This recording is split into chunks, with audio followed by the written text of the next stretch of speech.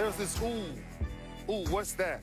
And that's what Cam Newton is. When you talk about what the real MVP is, it's this culture that he's created now in Carolina that's vibrant.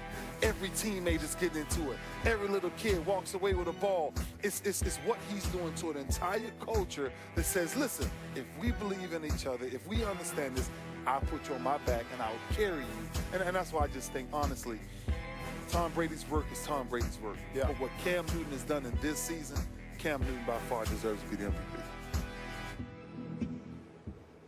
Good day. We've got a lot in store for you today here on First Take. Thank you so much for hanging with us. Coming up, Holly Holm, the woman who took the belt from Ronda Rousey, is in the house. We'll talk about that fight with her. And Jadakiss has a new album. He'll stop by as well. Skip Bayless, Molly Karam here with you in Bristol. Stephen A. joins us from Philly. Good morning, gentlemen.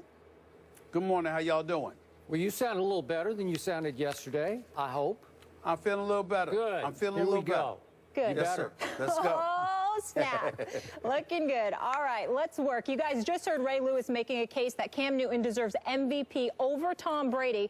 After the Patriots game last night, Stephen A., do you agree with that?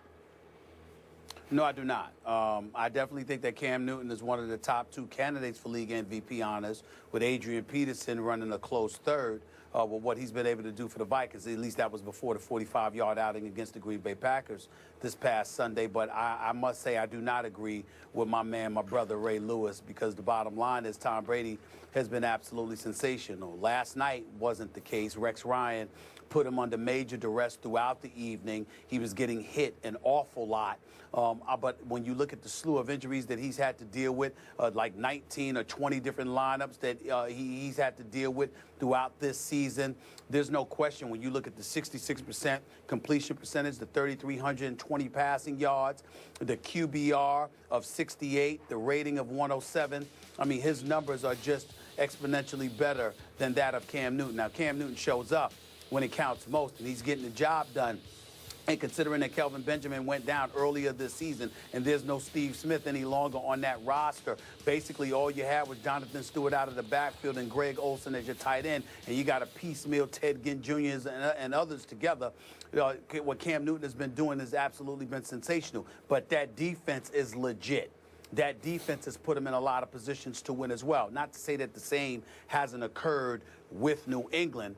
In the end, however, what it comes down to is the only thing that you could say in favor of Cam Newton over Tom Brady is that Tom Brady and what the New England Patriots are doing are not that big of a surprise, whereas the Carolina Panthers are in absolute shock right now in terms of how well that they've been playing and what they've been doing collectively. But ultimately, they're both 10-0, and Tom Brady has had to work under incredible duress, just like Cam Newton has done.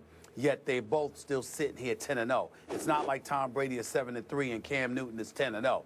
They're both 10-0, and they both have their challenges. But the numbers that Tom Brady are putting up throughout this season, he's just been doing it. So I'd say right now he's the leading candidate for league MVP honors, not Cam Newton. But I respect where Ray Lewis is coming from, because Cam Newton is a big-time baller, and he does more with his feet than Brady does, but Brady's doing more with his arm, and at the quarterback position, that's where it counts to me. I'm a little surprised by the direction you're going. I thought you would say there's some validity to what the case that Ray is making. I thought you'd see a little more truth in his case than you're seeing. Well, I do see a lot of truth to what he's saying. I'm just saying that even with it, it doesn't elevate Cam above Brady. Okay. That's what I'm saying. It's not that Ray Lewis is wrong in terms of what he was saying about Cam. It's that ultimately his conclusion is wrong in terms of him being the clear-cut favorite for MVP over Tom Brady. I don't think I could give him that. Okay. Not yet. The essence of the case I heard Ray making, and maybe it escaped me, but he was talking about the wow factor of Cam Newton, that we've never seen anything quite like this, that week after week you say, wow, I haven't seen that before. And I will give Ray that to a point, but only to a point. So will I. Obviously, Cam's a huge man now. We're talking about 6 feet 5 inches. I don't know, what's he weigh, 250-ish? And doesn't look, in his pads, he doesn't look that big to me. He carries it well because he moves like a smaller man, which is a tribute to Cam Newton. But when it's time to go over the goal line, to go literally Superman over the goal line, I've never seen anybody quite do that before. But in the grand scheme of things, when I look back at just bigger running quarterbacks, obviously we start with the Michael Vick, who was a small running quarterback who did things I'm not sure I will ever see again. Seriously, that Michael Vick in Atlanta, that sideshow that was Michael Vick, and I mean that in full complimentary fashion, it was just a spectacle on a Sunday basis just to watch Michael operate in the open field. Okay, there I will give you, I've never seen that, and again, may never see it again. But I just saw Colin Kaepernick when he was right, when he was healthy, when he was playing for Jim Harbaugh in San Francisco. He was doing some of these things that Cam's doing now and doing them at least as spectacularly because he's a little faster, Colin is, than Cam in the open field. So when Colin got a crack and a crease and he saw a little daylight, man, he was flat out gone. Ask the Green Bay Packers in various playoff games. And then I go back. You know, you remember Randall Cunningham. He was doing some of these things as a 6 foot, maybe 4-inch quarterback. And then Steve McNair did a lot of these things that Cam's doing now. And then if I can even throw in Steve Young, who was standing right beside Ray, going back and forth with him about the MVP, was a great running quarterback. John Elway was a great running quarterback in his day at about 6'4" in his first couple of years before Dan Reeves said, no, you just can't do that. But listen, John Elway could do some fantastic athletic things with the football outside the pocket. So now we're back to the case being made here. Cam is still doing a whole lot with a little. I got that because, as you point out, when you lose Kelvin Benjamin and you wind up with just Greg Olsen as your go-to guy, Ted Ginn, and then a cast of nobodies, basically. Kochery's still there, Corey Brown, I don't know. It's pretty much Greg Olsen or bust, which is why I hope my Cowboys just say, well, let's just take Greg Olsen away. How about we just put 2 people on him the way they do Gronkowski? Give him the Gronk treatment. But I admire listen, Cam's having a breakout year on and off the field. He has clearly become face of franchise, leader of franchise, leader on the field, leader in the huddle, playmaker. When it's time to make the play, the throw at Seattle that beats the Seahawks in their place, Cam made that play. But when I look at Brady's overall body of work this year, it's just off the charts. I keep saying people can't. Now, again, we're kind of prisoner of the moment. So Ray's case looked a little better last night because Tom Brady had his worst game, quote unquote, of the year against the toughest defense he will face all year. I don't care what you say. Rex can get in his head because he can get in his face with those blitzes, those exotic, extreme, creative blitzes, those muddle huddle things that they do. Nobody can do that to Tom Brady to confuse him the way Rex does pre-snap. So, again, high degree of difficulty, but Cam obviously coming off his best game of the year, albeit against the torchable Redskins secondary at Carolina. So I'm not going to flip-flop in what I think, because to me, it's still not even close. It's an unfair fight for Cam, and it comes off as disrespect for Cam when he doesn't deserve it. So I get his case is growing on me week after week because I'm the biggest Brady fan, but I'm starting to say, okay, now it's a bona fide argument. But when I look at what Brady's doing, I don't think any quarterback has ever played at this level this long. Starting with the Super Bowl all the way through, even last night. That was not an easy game to win, and he won it. He did make the throws that won the game. And I'm going to remind you, Tom Brady has thrown for the most yards in pro football. That's pretty great. His team is the #1 scoring offense in pro football, and every week it loses another weapon. Obviously now Deion Lewis, then Edelman, last night Amendola. I don't know how we're about to talk about. How many of those can you lose and still be Tom Brady? I don't know. He can't catch his own passes, and he may have to before this is over. So in the end, Stephen A., I look at total QBR. Brady, QBR doesn't often like Tom Brady, but he's 8th.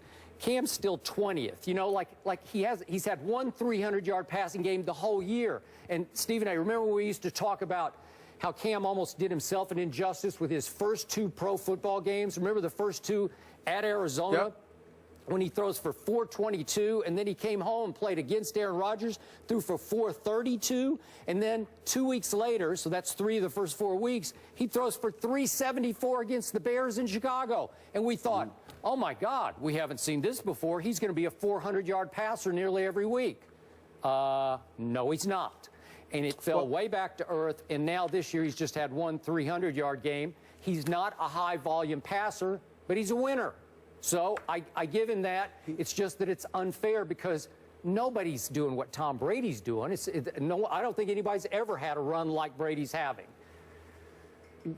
Well, it's interesting. One of LeBron's boys just texted me. You know, LeBron's a big Cowboy fan, so they got to elevate Cam at every turn just so when the Dallas Cowboys lose this Thanksgiving, they'll have a legitimate excuse. Pre-game excuses. But I'm not. But I'm not listening to them right now. Let me throw out a few numbers for you, Skip Bayless. Okay? Oh, so that was just an aside. Okay, go ahead. No, it's not an aside because we weren't going anywhere. I'm just telling you that they're sitting up there talking about it's supposed to be Cam Newton, whatever. I'm not listening to them. Love them, though, but I'm not listening to that. Instead, here's where I'll go. Cam's completing 56.9% of his passes. Brady's at 66.3. Cam's got 2,283 yards. Brady is over 1,000 yards more at 3,320. Unfair fight. Cam Newton's got 20 TDs. Brady's got 25. Cam Newton's got 9 interceptions. Brady's got 4. Cam Newton's quarterback rating is 90.1. Brady's 107.4. Cam Newton's QBR is 58. Brady's is 68. Yep. Every statistical category outside of their record, which is identical because they're both undefeated. They are. Tom Brady is doing what he's doing. Cam Newton deserves a lot of credit. Cam Newton is a league MVP candidate. Brady better he better perform better than he performed last night moving forward, or Cam will catch him. Yep, I agree. All of that's true. Yep. All of that's true. But in the end, what this comes down to is that right now, Brady's having a better year. Cam's just winning. And there's a lot to be said for that. Yep. And Cam is electrifying the NFL landscape. There's no question about it. He's legit. But to all of those folks out there who are just root for Cam to get the MVP, keep on rooting, because it's possible he might win it. But if you're going by just the first 10 weeks of this season, Cam Newton doesn't deserve it over Tom Brady. Last time I checked, sizzle, pizzazz, and giving the football to the fans and, you know, changing and altering the culture doesn't have much to do with deciding who's the MVP. Yeah, okay. It should be a factor, but it's not going to decide it. Okay, should this be a factor? Should this be a big picture final factor here? I'm going to make the Trent Dilfer case that he made when they were having this discussion or debate last night pregame. I'm asking, has any quarterback in the history of the National Football League had a higher degree of difficulty coming out of an offseason than Tom Brady had going through the offseason and training camp? Has any quarterback ever been more distracted and drained by the ordeal that Tom Brady went through with Deflategate, where constantly you are on the phone with lawyers, constantly you are discussing or researching your case that you are about to make, and then you had to, in the midst of training camp, go make that case to a judge? Listen, you've been through these sort of things. I've been through some of them off the field. It takes an enormous amount of your energy and focus away from something that is obsessive when you're trying to prepare to be a quarterback of the defending Super Bowl champ in the National Football League. It's hard, and I admire Tom Brady for toughing it out, staying the course, and when it was time to play, season opener, when he finally got to play against Pittsburgh, he came out and lit it up, and he has not stopped through 10 games. That is highly impressive to me and high degree of difficulty. First of all, I don't think he lit it up against Pittsburgh because I think they only scored 28 points that game. But I thought he was really good. Well, he was good, but, I mean, he lit up Buffalo the next week. That's when he lit it up with 466 yards passing, okay? But I will tell you this. The very point that you bring up, Skip, I would make the argument that worked for Tom Brady, not against him. You see, last night marked, what was it, Skip? The 11th or 12th consecutive year that the Patriots have won at least 10 games in the season. These guys win all the time. So even though Tom Brady himself, as the person that he is, doesn't need extra motivation, it never hurts to get it. And the fact that the commissioner and the National Football League have gone after Tom Brady to this degree, one would argue it benefited him, not deterred him. Okay, but just remember. Because when you win, go ahead. You know how you take these things very personally. I can be at fault myself occasionally. Tom Brady, in my view, was wrongly convicted in the court of public opinion as a cheater and a liar on top of it. And it raged through the whole offseason. That was difficult for him to bear up under. Now, you can say it ultimately created motivation for him, but listen, it would be hard to live up under that. I'm not minimizing the difficulty of what he had to go through. I'm saying that sometimes that works to your benefit, and that's what we're missing here. Think about the extra motivation of knowing that Roger Goodell is going to have to hand you that Lombardi trophy. Think about how much egg is going to be on the NFL's face if they have to end up giving you that Super Bowl. Of all the things to have that extra add of incentive measures, not to mention when you bring us up, hey, look, the hate is what fuels us half the time. I mean, listen, look, when you're not hating me, I'm wondering what the hell is wrong. What am I doing wrong? I mean, too many people are too nice to me. What the hell's going on? I don't understand it. I don't have enough hate. What's up with that? I mean, some people love it. Some people love it. Okay, my final point is, remember, it went to the 11th hour whether Tom Brady would even get to play the first 4 games or 2 games or whatever it was going to be. So just remember that. High distraction. And it didn't faze him. It is remarkable. You know what else is remarkable? The Pats have had the most O-line combinations this season with 20, and the Panthers have had the second most with 17, yet both are still undefeated. And Jadakiss is going to weigh in on this conversation later. He might have a different thought on who's the MVP. And speaking of those